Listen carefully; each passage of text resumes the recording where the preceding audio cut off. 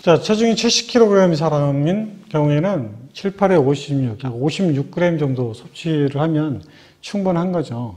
근데 요즘 우리가 고깃집 가면 보통 1인분에 뭐 130g, 뭐 150g, 뭐 200g 이렇게 되잖아요. 그러니까 하루 섭취량이 충분히 많은 양을 섭취를 하게 되는 것입니다. 자, 그러면 단백질 섭취량은 이 정도 되는데 단백질을 좀 더 많이 섭취해야 될 필요성이 있는 사람들이 있어요. 그런 사람들은 어떤 사람들이냐면 성장 발육기에 있는 어린아이들은 사실은 일반적인 단백질 섭취량보다 더 많은 양의 단백질을 섭취하도록 되어 있는 거죠. 성장 발육을 하려면 어떻게 돼야 돼요? 단백질이 많이 필요하죠.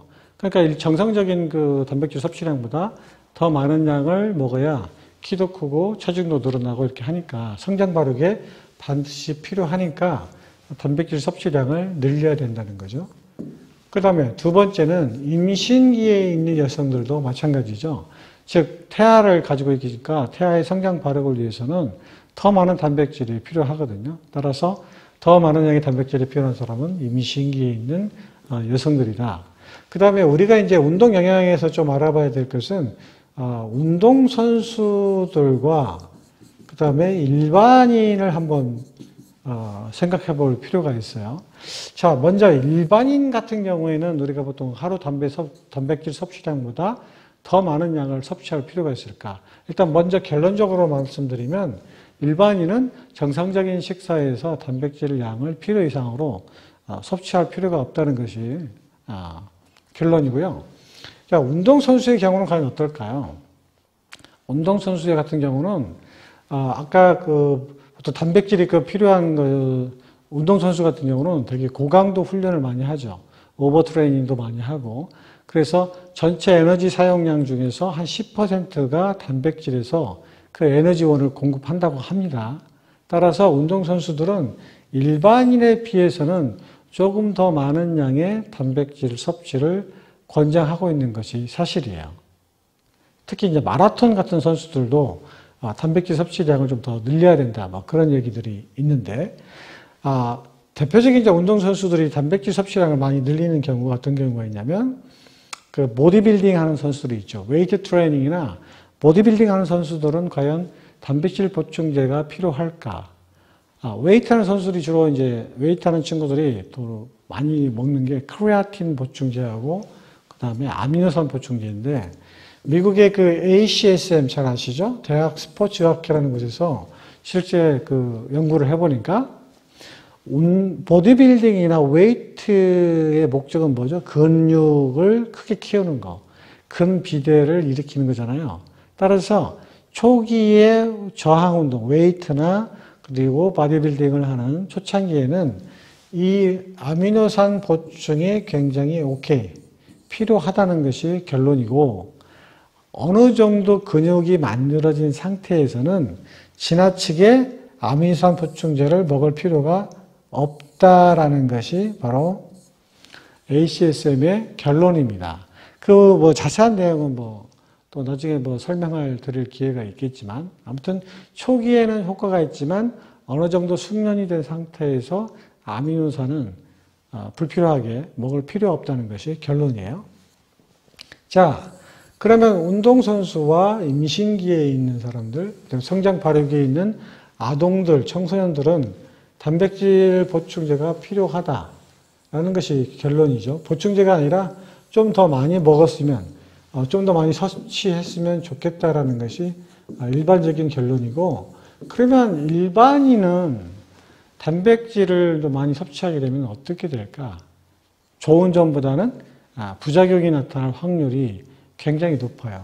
그래서 여러 가지 부작용 중에서 몇 가지 예를 들어보면 체중 증가를 유발시킬 수가 있어요. 체중 증가. 왜소해진 사람은 체중을 늘리기 위해서 단백질 보충제를 단백질 섭취를 조금 더 늘리는 거, 이런 건 괜찮은데, 보통 우리가 다이어트에 신경을 많이 쓰잖아요.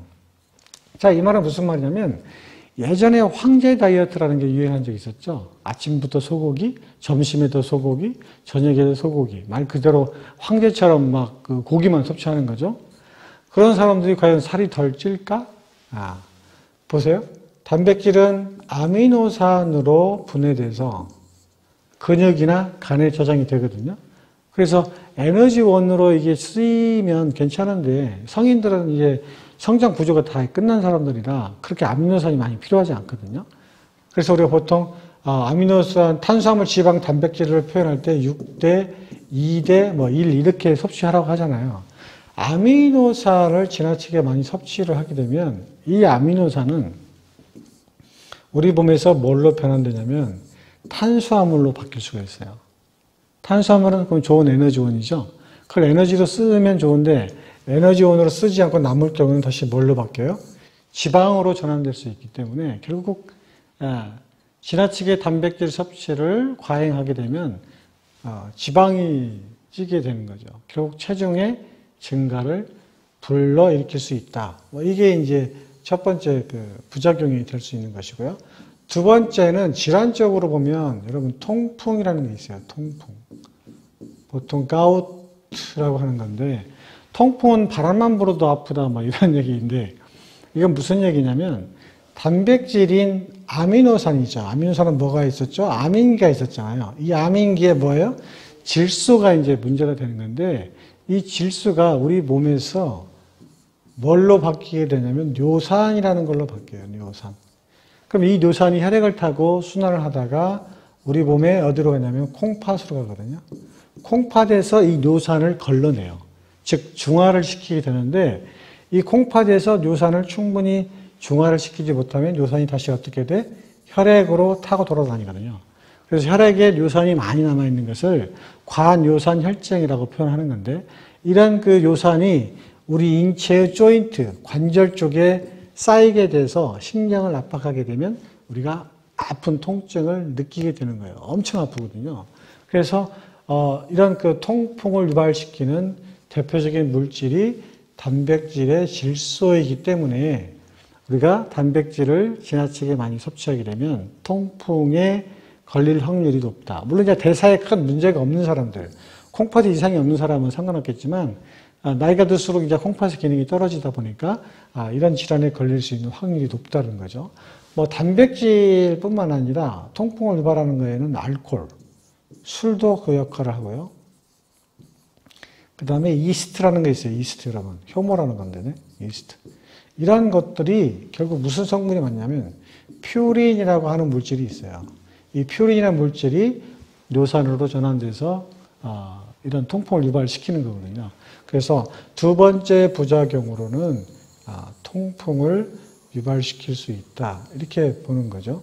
그 다음에 세 번째로 단백질을 지나치게 많이 섭취하게 될 때는 심혈관 질환을 유발시킬 수 있다. 이건 무슨 얘기냐면 아까 완전 단백질은 어디에 있었죠? 동물성 식품에 있었잖아요. 그러니까 동물성 육류를 많이 섭취하다 보니까 어떻게 돼요? 그 속에 들어있는 포화지방이나 그 다음에 또 뭐가 있죠? 식물성에는 없는 거, 동물성에 있는 거, 콜레스테롤. 포화지방과 콜레스테롤은 뭐예요? 심혈관계 질환을 일으키는 주범이잖아요. 그러다 보니까 당연히 동물성 그 육류를 많이 섭취하다 보니까 심혈관계 질환을 유발시킬 수 있는 그런 부작용이 있다라는 것이죠. 그 다음에 네 번째는 탈수입니다. 탈수. 자, 탈수하면 우리가 여름철에 운동을 많이 해서 땀을 많이 흘려가지고 배출이 돼서 몸의 수분량이 부족할 때 생기는 그 질환을 탈수라고 이렇게 생각을 하고 있죠. 물론 그것도 맞는데 우리 인체 내 장기는 그 장기별로 가지고 있어야 될 적정량의 수분량이 존재하는 거죠. 근데 이 수분량이 부족할 때도 탈수라는 말을 쓰는 거거든요. 따라서 아까 아미노산 섭취를 많이 하게 되면 이게 질소였었잖아요. 질소가 뭘로 바뀌었죠? 뇨산. 뇨산으로 바뀌었죠? 이 뇨산을 어디에서 걸러내요? 콩팥에서 걸러내는 거죠. 자, 이 콩팥에서 뇨산을 중화시키기 위해서 우리 몸의 장기에 수분량을 엄청 끌어들입니다. 이렇게. 중화를 시키기 위해서 그러는 것이죠. 따라서 여러 가지 장기들이 가지고 있는 수분량이 부족하게 돼서 뭘 일으킨다? 탈수 현상을 일으킨다. 이것도 단백질을 과잉 섭취를 하게 되면 생길 수 있는 부작용 중에 하나거든요. 자, 마지막으로 하나 더 들까요? 칼슘, 커졌네요. 칼슘 배출을 들 수가 있어요. 이게 무슨 말이냐면, 아까와 같이, 이와 같이, 탈수 현상을 통해서, 아까와 같이 뇨산을 중화시키기 위해서 뭐가 많이 필요하다고요? 물이 많이 필요하다고 그랬죠? 또 물과 함께 필요한 게 뭐냐면, 칼슘이라는 것들이 필요해요. 그래서 뇨산을 중화시키고 배출시키기 위해서 체내에 칼슘을 과다하게 끌어쓰는 경향이 있어요. 그래서 결국은 칼슘이 부족하게 되면 어떻게 되죠? 우리 인체 내 수축이 또 잘 되지 않을 뿐더러 뼈를 구성하고 있는 구성 성분이잖아요. 그렇죠? 그래서 골밀도가 낮아지는 그런 현상도 유발시킬 수 있다. 뭐 이런 것들이 단백질을 지나치게 많이 섭취했을 때 나타날 수 있는 부작용들이 될 수 있겠습니다. 자, 그 외에도 이제 그 단백질에 관한 세부적인 내용들은 여러 가지가 있는데, 그런 세부적인 내용들은 운동 영양학 시간에 또 자세히 또 배울 수 있으니까, 여러분이 기본적인 개념을 알고 있는 운동과 건강 시간에서는 이 정도의 정도의 단백질에 대한 그 내용을 여러분이 좀 습득하시면 어떨까, 그런 생각이 들었습니다. 자, 오늘은 여기까지 하겠습니다.